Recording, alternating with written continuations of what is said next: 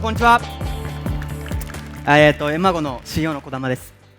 今日はちょっと張り切ってT シャツ1枚で出てきたんですけど、すごい寒いですね。はい。ありがとうございます。今日はですね、私からですね、カルダノブロックチェーンの実用化に向けて、弊社エマゴが何をやっていくのかについてお話しさせていただきます。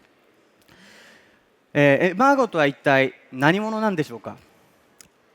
エマーゴの、事業の目的としては、大きく分けて2つあります。1つ目は、カルダノブロックチェーンを活用し、技術の実用化をドライブさせるということ、そして2つ目が ADA の普及をドライブさせるということです。この2つの、目的を、達成することで、カルダノのビジョンである30億人の人に財布を届けるという、ビジョンが目標が近づくなるというふうに考えています。そしてこのカルダノっていうのは簡単に言うとですね、スマートコントラクトを備えたブロックチェーンと暗号通貨です。そして科学的であり学術的なアプローチを用いてこれまでにない高度な機能のプロトコルであると言えると思います。そしてこのカルダノを運営する団体は3つあります。1つ目はカルダノファンデーション。財団はですね、コミュニティの育成であったり、または規制の標準化を求めてですね、各国でロビー活動をしていただいています。そしてカルダノの開発会社は IOHK と言いましてですね、チャールズ・ホスキンソンを筆頭にですね、カルダノのプロトコルの開発を進めています。そして弊社はこのカルダノの技術を、商業化してですね、ビジネスを通じて、カルダノのエコシステムを拡大させていくというのが、我々の役割になります。ではですね、カルダノあるいはブロックチェーンを、この世の中に発展させていくためにはどのようなことをすればいいのでしょうか。ブロックチェーンを発展するために必要なことっていうのは3つあると私は考えています。1つは明確な法規制が整備されることです。今日ではですね、この、いろんな国でこのイノベーションを破壊せずに、この技術が世界中に発展するために、規制当局がどのような規制を整えればいいのか、どのように消費者保護をしていけばいいのか、考えてくれています。ただ現時点ではどの国でも明確な法整備っていうのがなされていないということですね。これであればですね、既存のベンチャーキャピタルであったり、大手の企業、規制がやっぱり不安定っていうところがあるのでなかなか参入がしづらいというところがあります。しかし我々、カルダノ財団もそうですし、弊社エマーゴでもですね、最近ヨーロッパブロックチェーン協会を設立しまして、自主規制なんかも作っていったりします。ブロックチェーンの専門企業と政府、この2つが一丸となってイノベーションを破壊することなく、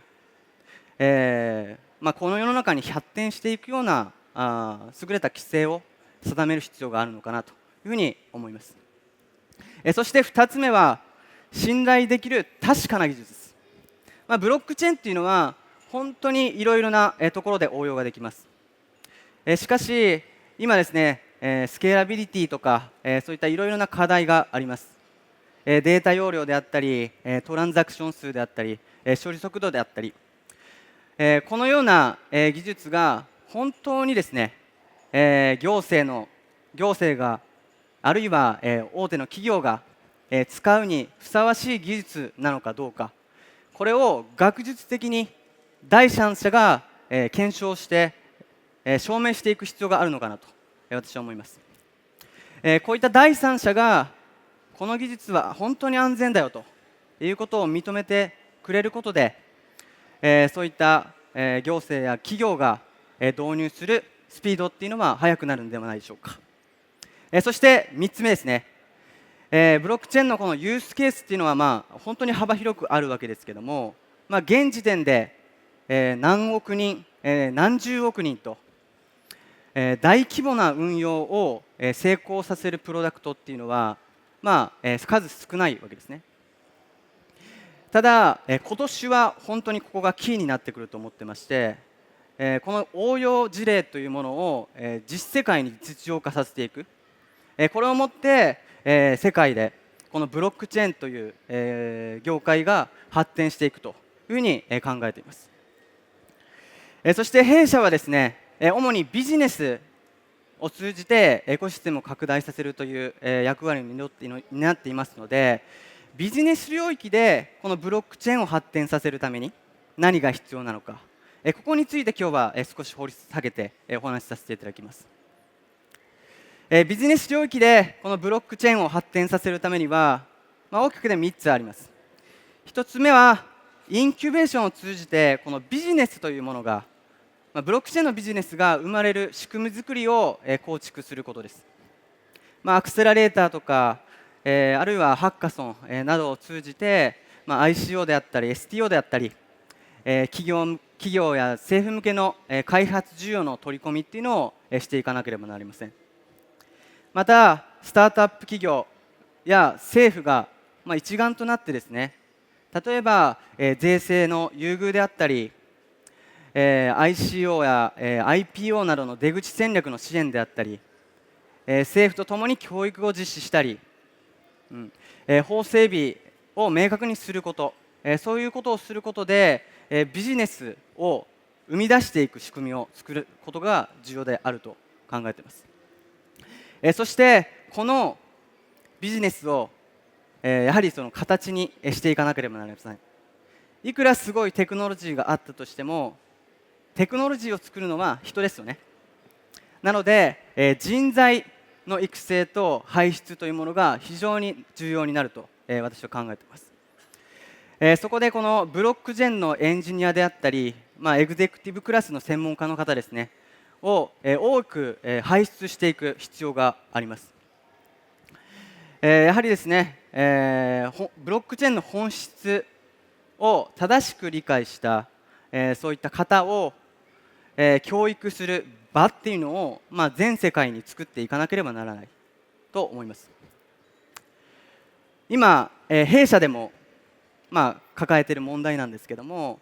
やはりそのプロフェッショナルのブロックチェーンのエンジニアを採用するのは非常に高いです。ただ資金が、やはりね、あまり、潤沢ではないスタートアップ企業だったらなかなかそういった人を、雇用することができないですね。なので、ちゃんと、そういった人材っていうのを作っていかなければならないというふうに思います。そしてもう一つがコミュニティをもっともっと拡大させるべきです。カンファレンスであったり、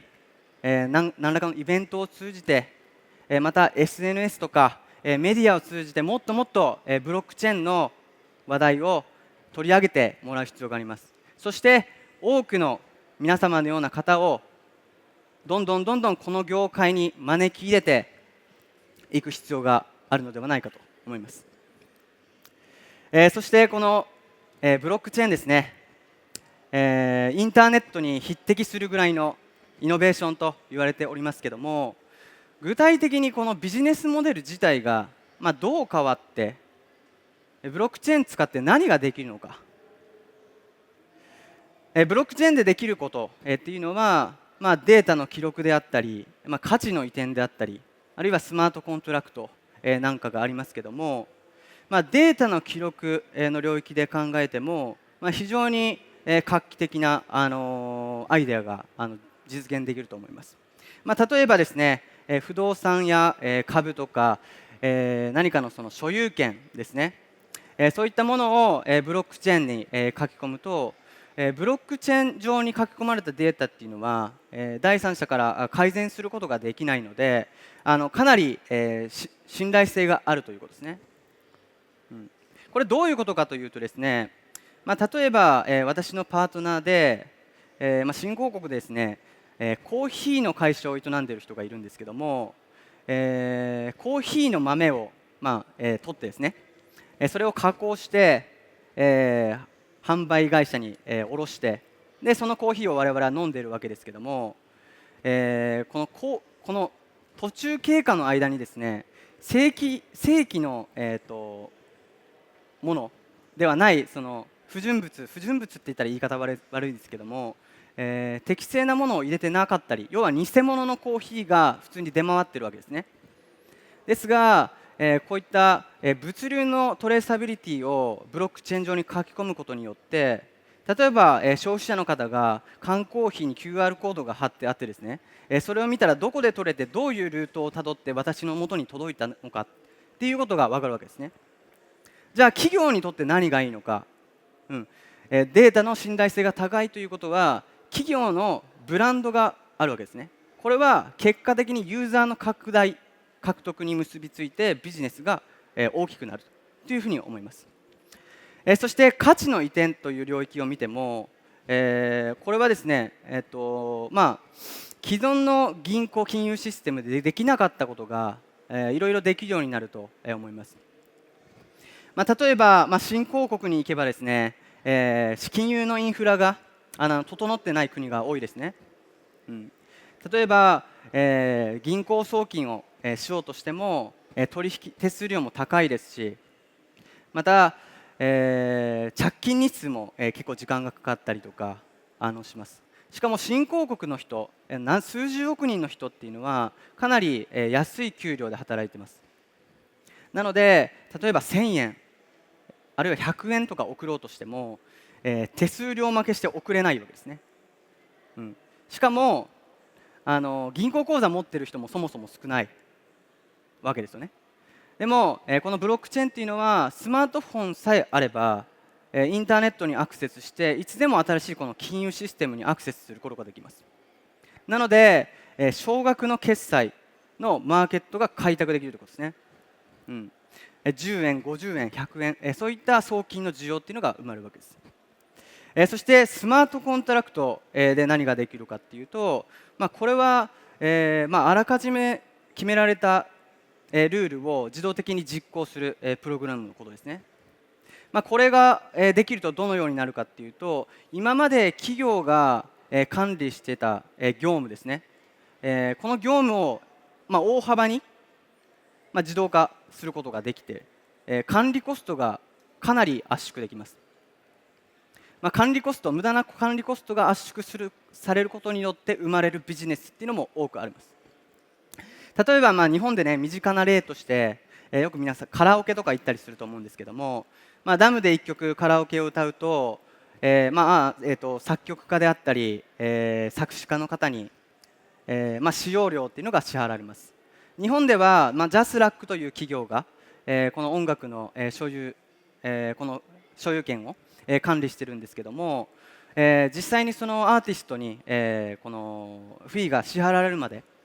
時間もかかりますし、間にものすごく中間企業が入っています。ですが、このブロックチェーン上でスマートコントラクトを使って自動的にそのフィーを実行できれば、カラオケを歌った瞬間にフィーが払われるみたいなことも起こり得るというわけですね。なので、本来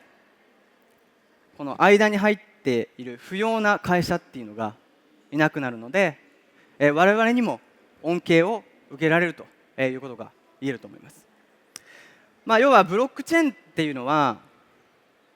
特定の業界ではなくて、もうさまざまな業界、あるいは国家のそのもの、社会のインフラが変わりうるイノベーションであるということが言えると思います。じゃあこのいろいろなこのブロックチェーンでのユースケースをどのように実用化していくのかです。やはりですね、このブロックチェーンっていうのは、規制の変化も激しいですし、プレイヤーの変化も激しいですし、ビジネスの変更すごく激しいです。よくね、上場企業とか、からアドバイスを求められてお話をさせていただくんですけども、上場企業だけあってですね、ビジネスは非常にプロフェッショナルです。ですが、この業界特有のですね、専門知識っていうのが非常に必要になってきます。ファイナンスの知識もそうですし、テクノロジー、そしてマーケティング、PR、コミュニティマネジメント、そういった、専門のスキルっていうのが必須になってきます。なので、こういった我々みたいなブロックチェーンの専門企業と、組んでですね、一緒に、ビジネスを作っていくのが一番近道なのかなというふうに私は思っています。じゃあエマーゴで、実際に何がサポートできるのか、このような、ね、ことができるわけですけども、まずは、ビジネス戦略の策定ですね。残念ながら、いろいろそのアイデアを持ってこられるわけですけども、それってブロックチェーンいらなくね、ICO しなくてよくねっていうものが非常に多いですね。そのビジネスそのものが、本当にブロックチェーンが必要なのかどうか、資金調達する際、ICO をした方がいいのか、STO をした方がいいのか、あるいは、ベンチャーキャピタルから集めた方がいいのか、コーポレートストラクチャーはどう組めばいいのか、さまざまな、戦略っていうのを立てていかなければなりません。我々は、そういったですね、4年ぐらい、ずっとこういったことをやっているので、こういった戦略の策定っていうのが、他社に比べて、特化しているのかなというふうに思います。そして2つ目が、技術の部分ですね。我々、カルダノというプロトコルを持っています。カルダノブロックチェーンを導入するために、技術的なサポートをしたりとか、あるいは開発者向けのドキュメンテーションを多く出してたりとか、教育っていうのもできます。なので、技術的な部分もですね、総合的にアドバイスすることができます。そして人材の面でも、我々教育のサービスっていうのも行っておりますので、クライアントの人材を教育するっていうこともできますし、あるいは企業そのもののアライアンスを結びつけたり、そういったこともできると思います。あとは、我々大体7カ国、8カ国ぐらいの、出身の社員が、いますので、グローバルのですね、ネットワークがあります。各国の規制の動向っていうのを常にこうキャッチアップしているので、この規制の中でどういうふうにビジネスを組み立てていくのかっていうサポートもできるのかなというふうに思います。あとはコミュニティですね。この分散型のビジネスを行うにあたってコミュニティの力っていうのはかなり大きいです。でカルダノあるいはエマーゴのコミュニティっていうのはおそらく世界トップクラスで多いコミュニティを持っています。SNS の運用方法であったりどういうふうにコミュニティを入れていくのかそういったサポートもできます。じゃあなぜこのエマーゴっていうのはそういったグローバルなサポートをできるのかと言いますとやはりですね我々本当に採用に力を入れてます。そして特定の国に限らずいろいろな人種の方でありいろいろな専門スキルを持った人を雇っています。そして学術的に証明された確かな技術を持っていてさらに我々にはビジネスパートナーがかなりグローバルにいます。そういったグローバルなビジネスパートナーと協業しながら情報をアップデートしていきながらサポートをしていくことができるということになります。そしてそのサポートをするにあたって我々も日々このサービスの品質を上げていくために今主にですね4つのサービスを行っています。1つはシステム開発ですね。このシステム開発の部分でいうと、カルダノのために開発するものそしてクライアントに対して開発するもの2つあります。この後ですね CTO のニコラスから、鎧のこと、とかにもついてもお話をさせていただきますけども今、ADA のウォレットの開発であったり、ペイメントのシステムの開発であったり、あとはカルダのブロックチェーンエクスプローラーの開発、開発支援ツールの開発なんかを行っています。そして、日本でもですね、いろいろなその、こんなそのウォレット開発してほしいという依頼がよくあるんですけどもそういった開発も行っています。そして2つ目は教育ですね。これはまだパブリックにもしかしたらなしてないかもしれないんですけども2月の22日にですねインドで教育ビジネスが始まります。インドで、我々のパートナーは、人工知能と IoT に、特化した、インドで多分最大規模で、大きい、教育をしてた会社と一緒にですね、このカルダノブロックチェーンの、教育っていうのを、行っていきます。これが2月の22日、3日、いろんなメディアを読んでですね、オープニングセレモニーを、させていただくので、まもなく、これも、アップデートされていくと思います。そしてインドから始まって、インドネシアであったり、ウズベキスタンであったり、そして日本でも、教育を展開していこうと、思っています。そして、アクセラレーターと、投資、こういったことも、させていただきます。これも2月の12日にですね、ニューヨークの SOSV という会社とともに、アクセラレータープログラムが始まります。SOSV というのは、世界で6番目に大きいアクセラレータープログラムを提供している、会社になります。本当に専門的なアクセラレータープログラムの、運用経験がある、人と我々の、ブロックチェーンという専門的性を、ミックスすることによって生まれたサービスですね。だいたい年間10件ぐらいの、スタートアップ企業を、支援していく予定になります。そして、投資の部分でも、いろいろな、会社に投資しています。中でも我々は将来的にキープレイヤーとなるような会社に、投資をしています。主に、サービスの中でも、インフラストラクチャー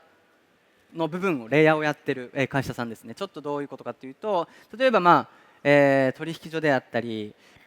カストリーソリューションを提供している会社であったり、そういった方向性の会社に投資をすることによって、将来的にカルダノで DAPS を開発したいっていう会社に対して我々の投資した会社を結びつけることができる、そのために投資をしているわけですね。そして、ブロックチェーンのアドバイザリーサービスも、行っています。これは、IC や STO に限らず、ブロックチェーンのあらゆる、協力を、させていただいています。今ウズベキスタンの政府とか、そういったところとも話して、サービスをね、まだちょっとパブリックになってないんであまり深くは、ご説明できないんですけども、そういった、コンサルティングの部分ですねっていうのを、させていただいてます。こういったことをしながら、我々は、カルダノのエコシステムをビジネスを通じて、そして皆さんのような消費者の方が、安全に公平に、使えるプロダクトを生むということでこういったサービスを提供しています。で今日は、CTO のニコラスという、ものがですね、ニューヨークから来てくれています。そこで技術的なところですね、鎧のことについて、少し説明していただこうと思います。私のスピーチは以上になります。ありがとうございます。